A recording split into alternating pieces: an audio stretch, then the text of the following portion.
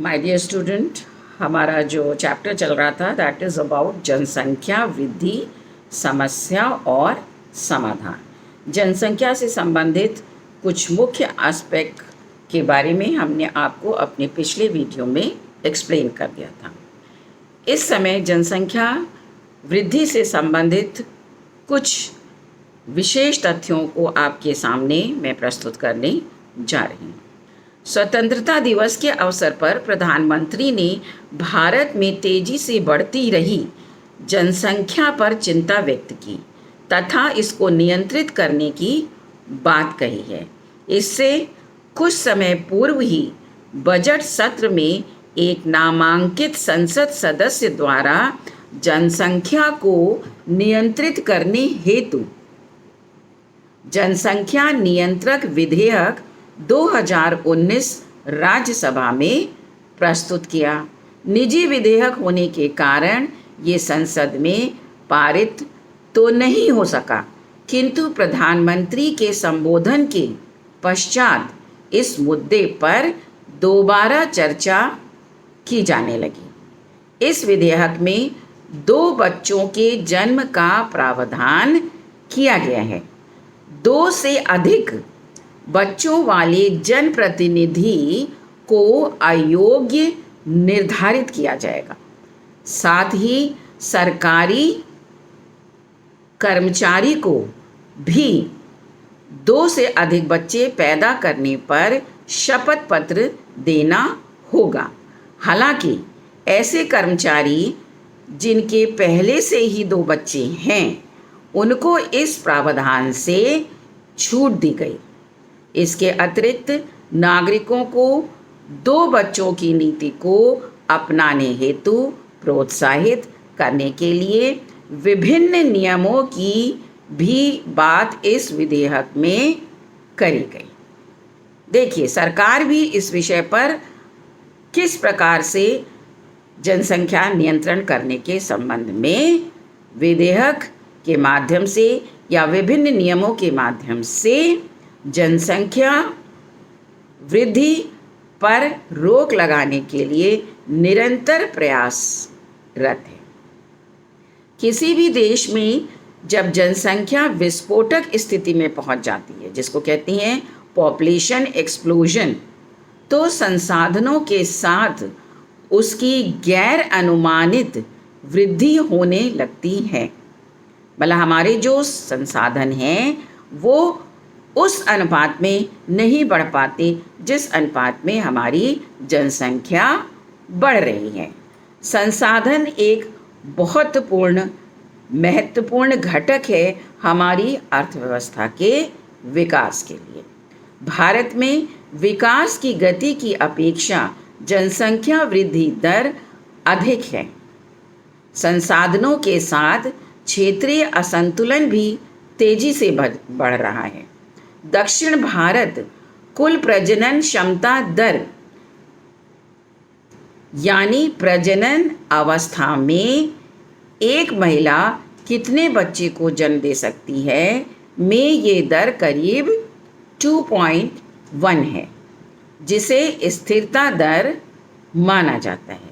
लेकिन इसके विपरीत उत्तर भारत और पूर्वी भारत, जिसमें बिहार, उत्तर प्रदेश, ओडिशा जैसे राज्य हैं, जिनमें कुल प्रजनन क्षमता दर 4 से ज़्यादा है, ये भारत के भीतर एक क्षेत्रीय असंतुलन की स्थिति को पैदा कर रही हैं। ये राज्य जो हैं, जब किसी भाग में विकास कम हो और जनसंख्या अधिक हो, तो ऐसे स्थान से लोग रोजगार तथा आजीविका की तलाश में अन्य स्थानों पर प्रवास करने जाते हैं।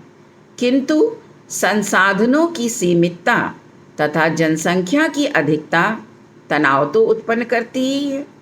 विभिन्न क्षेत्रों में उपजा क्षेत्रवाद, जो हमारा आप जानते हैं कि हमारा सामाजिक ढांचा कुछ ऐसा है जिसमें क्षेत्रवाद अवश्य आ जाता है कहीं ना कहीं, और इससे कहीं ना कहीं संसाधनों के लिए संघर्ष से भी ये जुड़ जाता है। अब देखिए माल्थस का क्या विचार है जनसंख्या के लिए, या यूँ कह लीजिए कि माल्थस जो एक बहुत बड़े अर्थशास्त्री हुए हैं जिन्होंने प्रिंसिपल ऑफ पॉपुलेशन पे या जनसंख्या वृद्धि पर और उसके प्रभाव की व्याख्या करी है। माल्थस के अनुसार जनसंख्या जो है दुगनी रफ्तार से बढ़ती है। अब दुगनी रफ्तार का मतलब है 1, 2, 4, 8, 16, 32 एंड एज ऑन। जबकि संसाधन जो हमारे फैक्टर्स हैं में सामान्य गति जो होती है उनके बढ़ने की 1, 2, 3, 4, 5 नॉर्मल रेट से वृद्धि मानी जाती है। इसका परिणाम ये होता है लगभग प्रत्येक 25 वर्ष के बाद जनसंख्या जो है वो दुगनी हो जाती है, ऐसा माल्थस का मानना है।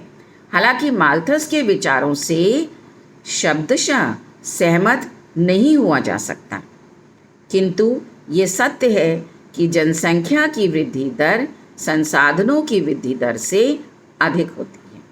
अगर 100% माल्थस की थ्योरी नहीं भी लागू होती है, लेकिन जो जनसंख्या वृद्धि और संसाधनों की जो वृद्धि होती है उसकी जो दर है वो माल्थस की थ्योरी की पुष्टि करती है कि जनसंख्या अधिक तीव्र गति से बढ़ती है। इतना तो हमें मानना ही पड़ेगा।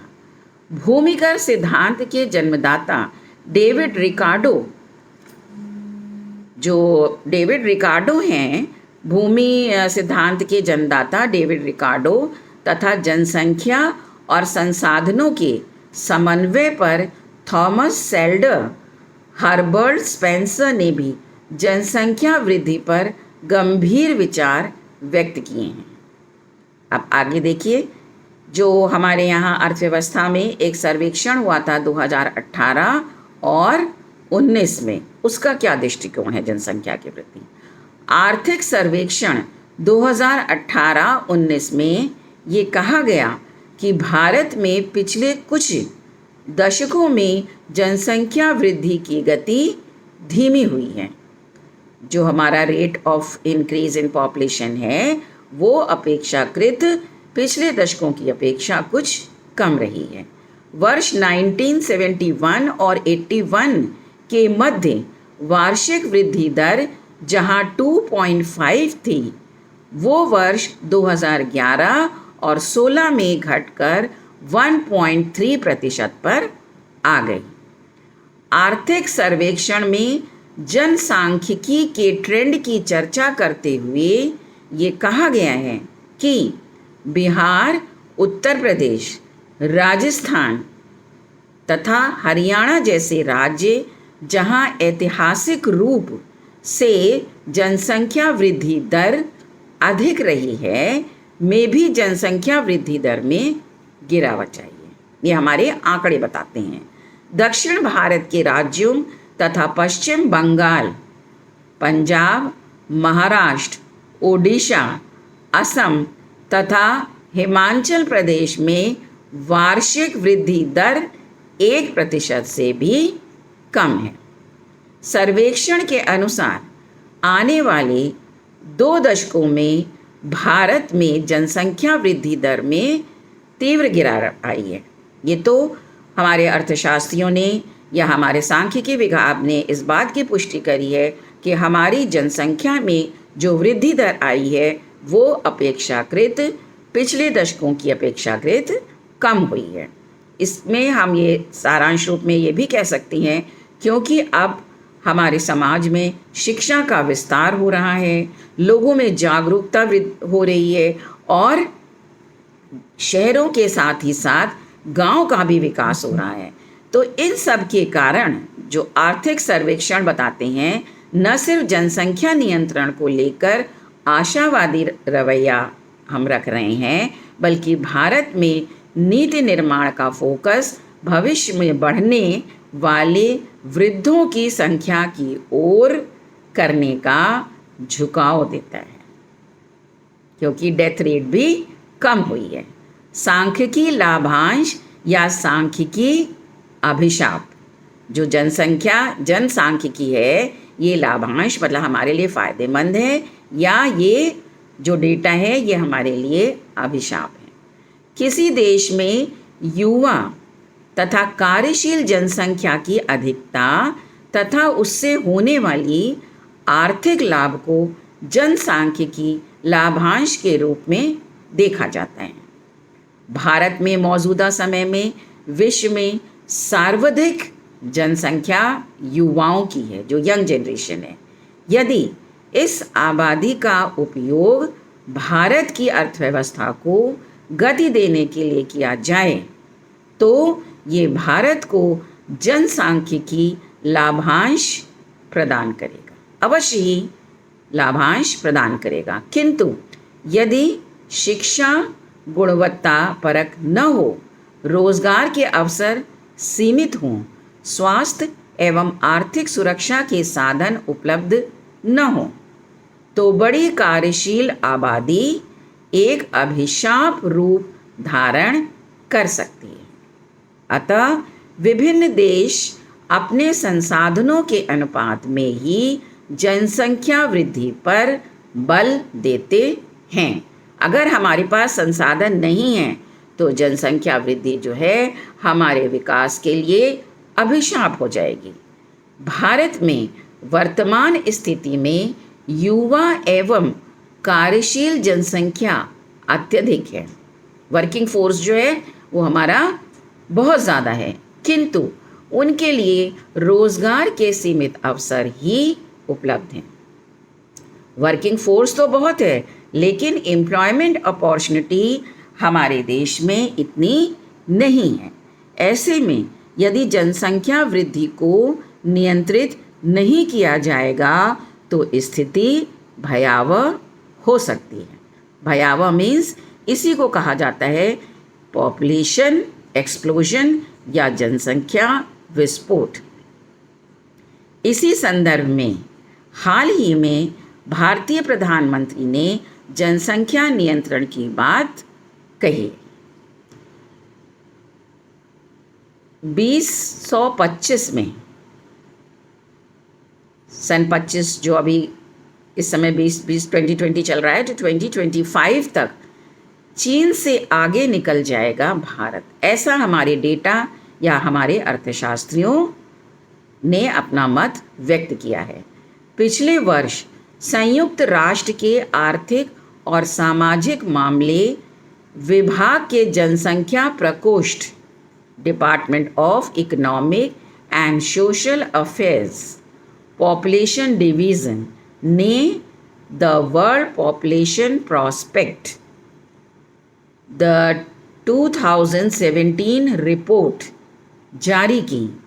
इससे अनुमान लगाया गया कि भारत की आबादी लगभग 7 वर्षों में चीन से अधिक हो जाएगी। मतलब जनसंख्या वृद्धि की जो दर है वो बहुत स्पीड से हो रही है। भारत को इस समस्या के सबसे भीषण रूप का सामना करना है। चीन अभी आबादी में हमसे आगे है तो क्षेत्रफल में भी काफ़ी बड़ा है। फिलहाल भारत की जनसंख्या 1.3 अरब और चीन की 1.4 अरब है। दोनों देशों के क्षेत्रफल में तो कोई बदलाव नहीं हो सकता, जो ज्योग्राफिकल बाउंड्री है उसमें तो कोई बदलाव नहीं किया जा सकता, पर जनसंख्या के मामले में भारत 7 वर्षों बाद चीन को पीछे छोड़ देगा। इसके बाद भारत की आबादी 2030 में, that means round about 10 years, 10 वर्षों के बाद करीब 1.5 अरब हो सकती है और कई दशकों तक बढ़ती रहेगी लगातार। वर्ष 2050 में इसके 1.66 अरब तक पहुंचने का अनुमान है, जबकि चीन की आबादी 2030 तक स्थिर रहने के बाद धीमी गति से कम होनी शुरू हो जाएगी, ऐसा एक रिपोर्ट में अनुमान लगाया गया था। वर्ष 2050 के बाद भारत की आबादी की रफ्तार स्थिर होने की संभावना कुछ नज़र आ रही है और वर्ष 2100 तक ये 1.5 अरब हो सकती है। पिछले 4 दशकों में दैट इज़ 1975 to 80 के 4.7% से लगभग आधी कम होकर भारतीयों को प्रजनन दर 2015 से 20 में 2.3% रहने का अनुमान है। 2050 से 2030 तक इसके 2.1% और 2045 से लेके 2050 तक 1.78% तथा 2095 से लेके 2100 के बीच 1.78% रहने की संभावना है। ये एक रिपोर्ट सबमिट करी गई थी। अब देखिए, ये जो बढ़ती हुई आबादी है ये हमारे लिए क्या चुनौती लेके सामने खड़ी है। स्थिर जनसंख्या, पहला पॉइंट है स्थिर जनसंख्या। स्थिर जनसंख्या वृद्धि के लक्ष्य को प्राप्त करने के लिए ये आवश्यक है कि सर्वप्रथम प्रजनन दर में कमी की जाए, रिप्रोडक्शन रेट। ये बिहार, उत्तर प्रदेश, हरियाणा, मध्य प्रदेश, झारखंड और छत्तीसगढ़ जैसे राज्यों में काफ़ी अधिक है, जो कि एक बड़ी चुनौती है। तो हम जनसंख्या नियंत्रण के लिए सरकार सबसे पहले इन राज्यों की रिप्रोडक्शन रेट पे अपनी नज़र या अपने नियम बनाने का प्रयास कर रही है या प्रयत्नरत है। जीवन की गुणवत्ता, नागरिकों की न्यूनतम जीवन गुणवत्ता प्रदान करने के लिए शिक्षा और स्वास्थ्य प्रणाली के विकास पर निवेश करना, अनाजों और खाद्यान्नों का अधिक से अधिक उत्पादन करना होगा। अगर हम अपने जनसंख्या को सामान्य जीवन स्तर देना चाहते हैं तो हमें उत्पादन देना होगा उन्हें। स्वस्थ पेयजल की आपूर्ति बढ़ानी होगी। सड़क परिवहन और विद्युत, बिजली तथा वितरण जैसे बुनियादी ढांचे को मजबूत बनाने के लिए अपनी योजनाएं बनानी होंगी। नागरिकों की मूलभूत ज़रूरतों को पूरा करने और बढ़ती आबादी को सामाजिक बुनियादी ढांचा प्रदान करके समायोजित करने के लिए भारत को अधिक खर्च करने की आवश्यकता है तथा इसके लिए भारत को सभी संभावित माध्यमों से अपने संसाधनों को, अपने रिसोर्सेस को बढ़ाने की आवश्यकता है। जनसांख्यिकी विभाजन, जनसांख्यिकी विभाजन बढ़ती जनसंख्या का लाभ उठाने के लिए भारत को मानव पूंजी और मजबूत आधार बनाना होगा ताकि वे लोग देश की अर्थव्यवस्था के लिए सशक्त माध्यम बनके, वर्किंग फोर्स बनके हमारे सामने आएं और अपना महत्वपूर्ण योगदान दें। लेकिन भारत की कम साक्षरता दर लगभग 74% इस मार्ग में सबसे बड़ी बाधा है। सतत शहरी विकास, अर्बनाइजेशन जिसे कहते हैं, वर्ष 2050 तक देश की शहरी आबादी दुगनी हो जाएगी, ऐसा सांख्यिकी आंकड़ों के अनुमान से देखा जा रहा है, जिसके चलते शहरी सुविधाओं में सुधार और नागरिकों की संबंधी सभी आवश्यकताओं को जैसे आवास आदि उपलब्ध कराना हमारे लिए एक चुनौती हो जाएगी। साथ ही पर्यावरण को भी हमें सुरक्षित रखना एक चुनौती के रूप में स्वीकार करना पड़ेगा। असमान आय वितरण, इनइक्वल इनकम डिस्ट्रीब्यूशन, आय का असमान वितरण और लोगों के बीच जो इनइक्वालिटी ऑफ इनकम है, अत्यधिक जनसंख्या के नकारात्मक परिणामों के रूप में सामने आएगी। तो ये सब जो मुद्दे हैं ये हमारे लिए एक चुनौती के रूप में हैं और इस चुनौती को हमें स्वीकार करना है यदि देश का हमें विकास करना है और विकास के मार्ग में आने वाली इन सभी बाधाओं को हमें दूर करना है। तो आइए आगे देखते हैं, गरीबी मतलब पावर्टी तथा जनसंख्या वृद्धि में क्या संबंध है। What is the relationship between poverty and population increase? परिवार का स्वास्थ्य, बाल उत्तरजीविता और बच्चों की संख्या आदि माता पिता विशेषकर माता के स्वास्थ्य और शिक्षा के स्तर से गहराई से जुड़ी हुई है। इस प्रकार हमारा सामाजिक ढांचा भी ऐसा है कि स्त्रियों को परिवार की अधिक जिम्मेदारी, बच्चों का लालन पोषण, उनके स्वास्थ्य के प्रति ज़्यादा ध्यान रखना पड़ता है, उनको विभिन्न प्रकार की सुविधाएं प्रदान करना, उनको संरक्षण देना, उनको पोषण अच्छा देना, ये सब विशेष रूप से महिलाओं के दायित्व में माना जाता है। इस प्रकार कोई दंपत्ति यदि निर्धन है, उसमें उतने अधिक बच्चों को जन्म देने की प्रवृत्ति होगी क्योंकि उनमें निर्धनता है और शिक्षा का अभाव है, अवेयरनेस की कमी है।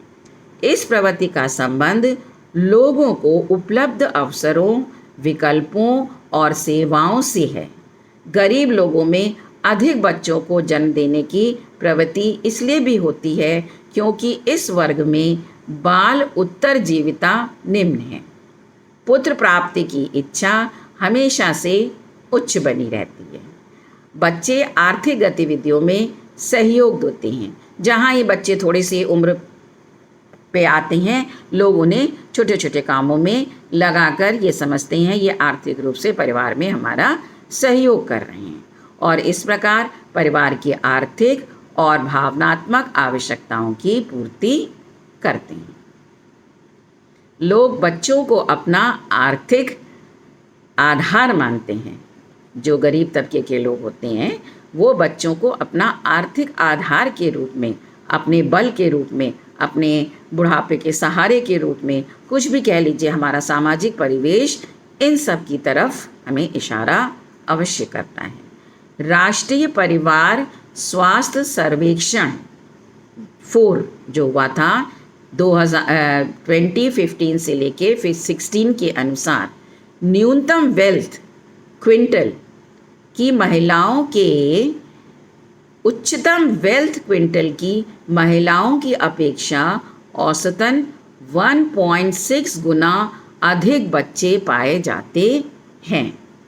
इस प्रकार समृद्धतम से निर्धनतम की ओर बढ़ने पर 1.5 के स्थान पर 3.2 की प्रजनन दर पाई जाती है। मतलब जो समृद्ध लोग हैं वहाँ पे प्रजनन दर कम है और जो निर्धन लोग हैं वहाँ की प्रजनन दर अधिक पाई जाती है। That means equal relation with poverty. इसी प्रकार प्रति महिला बच्चों की संख्या महिलाओं की विद्यालयी शिक्षा के स्तर में वृद्धि के साथ घटती है। जब हमारी महिलाएं शिक्षित होती हैं तो उनमें अवेयरनेस आती है। 12 या उससे अधिक वर्षों तक विद्यालयी शिक्षा प्राप्त महिलाओं के औसतन 1.7 बच्चों की तुलना में विद्यालय नहीं गई हुई महिलाओं में बच्चों की औसत दर 3.1 रही है। देखिए, शिक्षा के साथ सीधा इसका संबंध आ रहा है। इससे उजागर होता है कि स्वास्थ्य, शिक्षा और असमानता का प्रजनन दर से गहरा संबंध है तथा स्वास्थ्य व शिक्षा तक कम पहुंच रखने वाले लोग निर्धनता के कुचक्र में, जिसे कहा जाता है विशियस सर्किल ऑफ पॉवर्टी में फंसे रहते हैं और अधिकाधिक बच्चों को जन्म देते चले जाते हैं। नवीनतम आर्थिक सर्वेक्षण ने खुलासा किया है कि उच्च जनसंख्या वृद्धि वाले राज्यों में ही प्रति व्यक्ति अस्पताल बिस्तरों की न्यूनतम उपलब्धता की स्थिति भी देखने को मिली है। तो ये सब तो एक जनरल सामाजिक ढांचा या परिवेश या कारण है हमारी जनसंख्या वृद्धि के। अब देखिए जनसंख्या नियंत्रण या इसके उपाय क्या हो सकते हैं। आर्थिक सर्वेक्षण के अनुमान के बावजूद भारत की बढ़ती जनसंख्या एक सच्चाई है। सर्वेक्षण में भले इस बात को बताया गया हो, लेकिन इस सच्चाई का हमें सामना करना है। हमें अपने देश को विकसित करना है, जो वर्ष 2030 तक चीन से भी अधिक हो जाएगी। जनसंख्या में तीव्र वृद्धि विभिन्न नकारात्मक परिणाम उत्पन्न करती है, नेगेटिव इफेक्ट लाएगी। अगर पॉपुलेशन हमारी बढ़ती जाएगी संसाधनों की अपेक्षा, तो ये नकारात्मक प्रभाव लाके हमारी अर्थव्यवस्था में आएगी। इन परिणामों को रोकने के लिए आवश्यक है कि जनसंख्या को नियंत्रित करके वृद्धि दर को स्थिर किया जाए। निम्नलिखित उपायों से जनसंख्या की तीव्र वृद्धि दर को रोका जा सकता है। आयु की एक निश्चित अवधि में मनुष्य की प्रजनन दर अधिक होती है। यदि विवाह की आयु में वृद्धि कर दी जाए तो ऑटोमेटिक जन्म दर को नियंत्रित किया जा सकता है। महिलाओं की आर्थिक स्थिति में सुधार कर उन्हें निर्णय प्रक्रिया में शामिल करना भी एक उपाय है। शिक्षा की गुणवत्ता में सुधार तथा लोगों के अधिक बच्चों को जन्म देने के दृष्टिकोण को परिवर्तित करना। जो हमारे गांव की परंपरावादी दृष्टिकोण है, ट्रेडिशनल सोसाइटी है, लोगों के विचार ऐसे हैं रूढ़वादी, इन सब विचारों में, या आप यूँ कह लीजिए कि समाज के सामाजिक ढांचे में, वहाँ के व्यक्तियों की सोच में परिवर्तन लाना बहुत आवश्यक है। जब तक किसी भी समस्या का समाधान तब तक नहीं हो सकता, कानूनी तौर पे भी समस्या का समाधान तब तक नहीं हो सकता जब तक हम लोगों की उस सोच में परिवर्तन ना लाएं। कानून एक आधार हमें ज़रूर प्रदान करता है, लेकिन सोच तो हमारे अंदर, स्वयं हमारे अंदर परिवर्तन करती है। इसलिए इस सोच में परिवर्तन होना बहुत आवश्यक है। भारत में अनाथ बच्चों की संख्या अधिक है तथा ऐसे परिवार भी हैं जो बच्चों को जन्म देने में सक्षम नहीं हैं। ऐसे परिवारों को बच्चे गोद लेने के लिए प्रोत्साहित करना, साथ ही अन्य परिवारों को भी बच्चों को गोद देने के लिए प्रेरित करना। इस प्रकार न तो सिर्फ अनाथ बच्चों को घर मिल जाएगा, बल्कि जिनके पास बच्चे नहीं हैं उन्हें बच्चे भी मिल जाएंगे और जनसंख्या पे नियंत्रण भी हो जाएगा। भारत में विभिन्न कारकों के चलते पुत्र प्राप्ति को आवश्यक माना जाता है। हम सब जानते हैं, no need to explain this point. तथा पुत्री के जन्म से लोग हतोत्साहित होते हैं। यदि लैंगिक भेदभाव को समाप्त किया जाता है तो पुत्र की चाहत से अधिक बच्चों को जन्म देने की प्रवृत्ति को रोका जा सकता है। भारतीय समाज में किसी भी दंपत्ति के लिए संतान प्राप्ति आवश्यक समझा जाता है तथा इसके बिना संपत्ति के दृष्टिकोण से, या ये कह लीजिए कि उस दंपत्ति को, उसके भविष्य को, उसको लगता है हमारा भविष्य सुरक्षित नहीं है, हमारा जो बुढ़ापा है वो सुरक्षित नहीं है, हमारी जो संपत्ति है इसका कोई वारिस नहीं है। और इन सब बहुत सारे ऐसे सामाजिक कारण हैं जिनकी वजह से उस दंपत्ति को हे दृष्टि से देखा जाता है। विशेषकर उन महिलाओं को हमारे परिवार में वो ओहदा नहीं प्राप्त हो पाता और उनको अपशब्दों का सामना भी करना पड़ता है। तो यदि इस सोच को हम बदल लें तो काफ़ी हद तक जनसंख्या में नियंत्रण ला सकते हैं। सामाजिक सुरक्षा तथा वृद्धावस्था में सहारे के रूप में बच्चों का होना आवश्यक माना जाता है, जो अभी हमने आपको बताया। किंतु मौजूदा समय में विभिन्न सरकारी योजनाएं एवं सुविधा के कारण इस विचार में बहुत अधिक बदलाव आया है। ये कारक भी जनसंख्या नियंत्रण में उपयोगी हो सकता है। परिवारों की आर्थिक स्थिति में सुधार लाकर तथा उनके जीवन स्तर को ऊंचा उठाकर जनसंख्या वृद्धि को कम किया जा सकता है।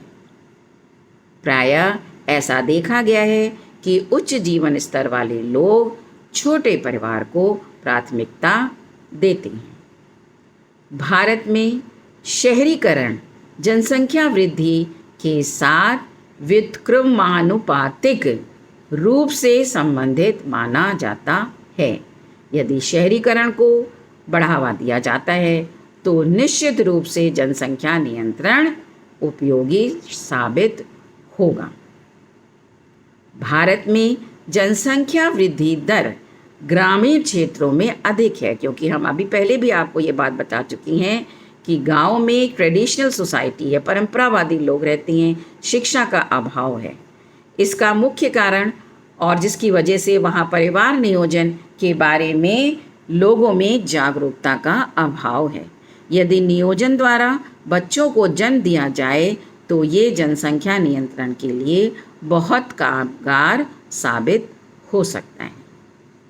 भारत में अभी भी एक बड़ी जनसंख्या शिक्षा से दूर है। आज भी शिक्षा का जो स्तर है, शहर हो चाहे गांव हो, वो उतना शिक्षा जो है हर जनसंख्या तक, हर परिवार तक नहीं पहुंच पाई है। इसलिए परिवार नियोजन के लाभों से लोग अवगत नहीं हैं। विभिन्न संचार माध्यमों जैसे टेलीविज़न, रेडियो, समाचार पत्र आदि के माध्यम से लोगों में, विशेषकर ग्रामीण और पिछड़े क्षेत्रों में जागरूकता लाने का प्रयास करना चाहिए। सरकार को ऐसे लोगों को विभिन्न माध्यमों से प्रोत्साहन देने का प्रयास करना चाहिए जो परिवार नियोजन पर ध्यान देते हैं तथा छोटे परिवार को प्राथमिकता देते हैं। इस संबंध में सरकार के द्वारा समय समय पर बहुत सारी योजनाएं चलाई जाती हैं, चाहे वो गरीबी दूर करने के लिए हो, बेरोज़गारी दूर करने के लिए हो, शिक्षा के स्तर को सुधारने के लिए हो, लोगों के विचारों में परिवर्तन, सामाजिक ढांचे में परिवर्तन करने के लिए हो। किसी भी क्षेत्र में अगर हम अपने आर्थिक विकास चाहते हैं अपने देश का, तो हमारे जितने भी संसाधन हैं, हमारे जितने भी क्षेत्र हैं, जितनी भी जनसंख्या है, सब के विचारों में परिवर्तन, उनकी सोच में समय के साथ जो आवश्यकता है, हमें ऐसे ही सामाजिक ढांचे की आवश्यकता होगी। और ये तभी संभव होगा जब हम अपनी सोच को परिवर्तित करें, और ये सोच में परिवर्तन शिक्षा के द्वारा ही संभव है। तो आपने अभी देखा कि जनसंख्या जो है किस तरीके से हमारे आर्थिक विकास में बाधक बनी है और आने वाले भविष्य के प्रति हमें सजग कर रही है कि यदि हमने जनसंख्या दर को नियंत्रित नहीं किया तो आने वाला समय कैसा होगा। ये आंकड़े, ये रिसर्च, इसीलिए ये आंकड़े बताए जाते हैं कि हमारा जो सामाजिक परिवेश है, आर्थिक हमारी जो नीतियां हैं, इस दृष्टिकोण से हम सतर्क हो जाएं। तो उम्मीद करते हैं आपको ये जनसंख्या की क्या स्थिति है वर्तमान परिवेश में बहुत अच्छे से समझ में आ गया होगा। वीडियो के नेक्स्ट पार्ट में हम ये बताएंगे कि सरकार के द्वारा कौन कौन सी नीतियाँ या कौन कौन से उपाय इस संबंध में, मतलब जनसंख्या नियंत्रण के संबंध में अपनाए जा रहे हैं। Thank you so much.